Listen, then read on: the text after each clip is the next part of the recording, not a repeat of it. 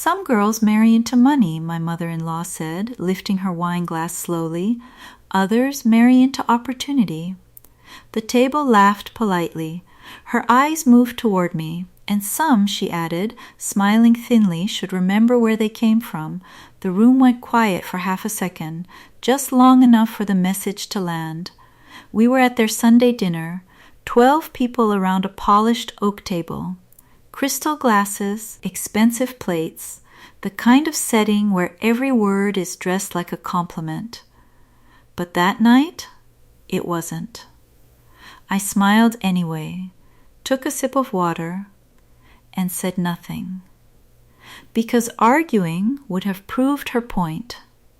What none of them knew was that moment would matter years later in a way none of us expected. If you enjoy quiet stories about patience, dignity, and the strange way life balances things out, consider subscribing. Some endings take time, but they're worth hearing. I grew up in a small apartment above a repair shop. My dad fixed engines. My mom worked double shifts at a diner. We didn't have vacations or expensive holidays, but we had calm dinners, real laughter, and parents who believed effort mattered more than appearance. My husband, Daniel, came from something very different.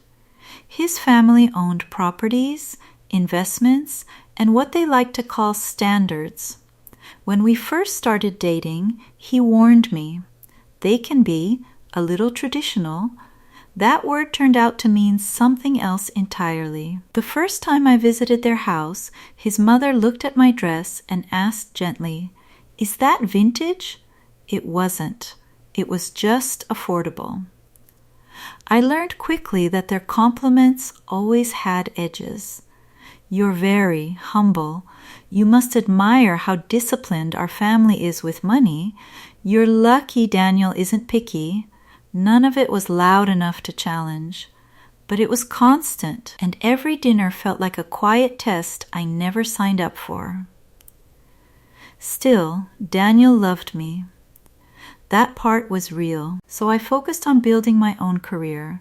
I worked long hours, took night certifications, saved quietly. I never argued with his parents. That was escalation number 1. The subtle humiliation that never quite crossed a line, but never stopped either. I told myself patience was stronger than pride. But I didn't realize something else was coming. 2 years after our wedding, Daniel's parents invited us to a family investment dinner. Everyone sat around discussing property deals, stocks, rentals, market trends. His father leaned back in his chair and asked casually, "So, what are you investing in these days?" Before I could answer, my mother-in-law chuckled. "Oh, come on, she's still learning.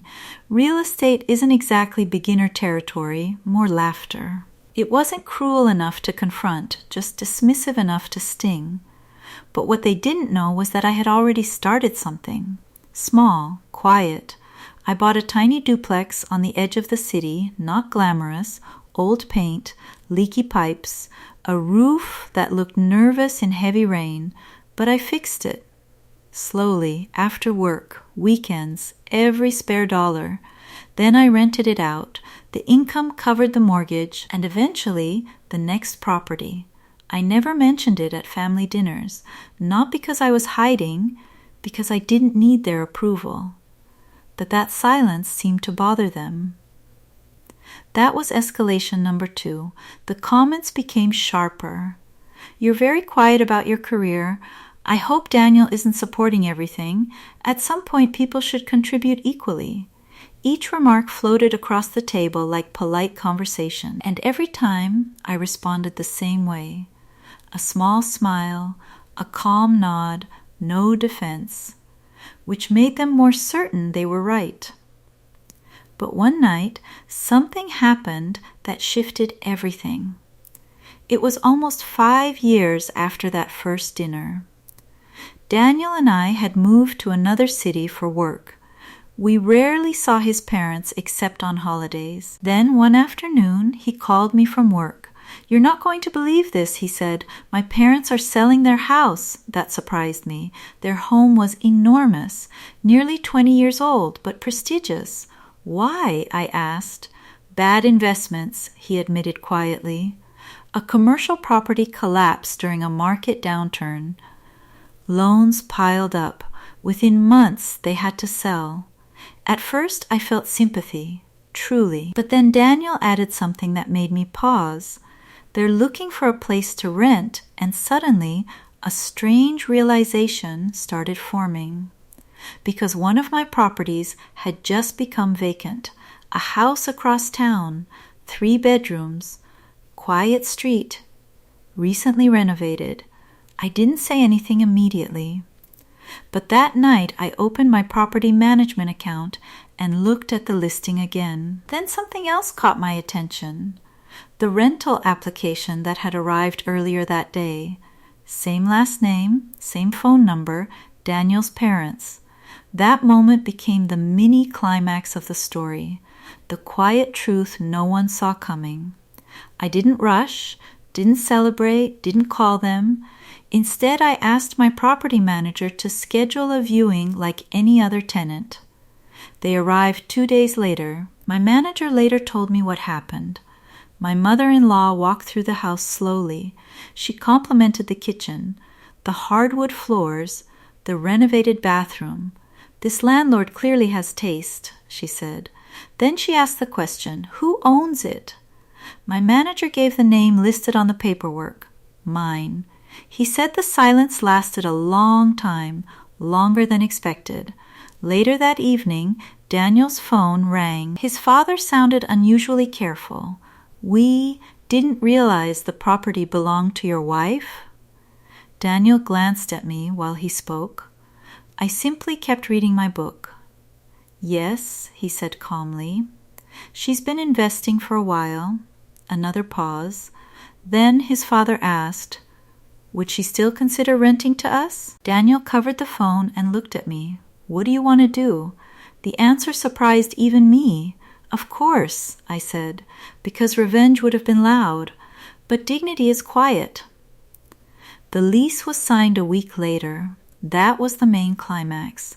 The same people who once questioned whether I understood investments were now living inside one of them.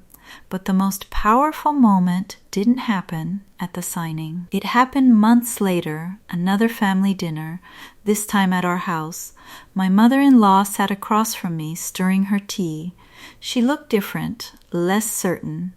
Finally, she said something she had never said before. "You've done very well." It wasn't an apology, but it was the closest thing she had, and strangely, I didn't need more. Because the real shift wasn't their respect, it was my peace. For years, I thought silence meant weakness. But silence can also mean patience. And patience sometimes lets life answer for you. I'm curious what you would have done in my place. Would you have rented the house to them or walked away completely? Stories like this remind me that time reveals people better than arguments ever could. And sometimes the strongest response is simply building a life so steady that one day the room changes without you saying a word. If this story resonated with you, share your thoughts below. I read every comment. And I'm always curious how others would have handled the moment when the power quietly shifted.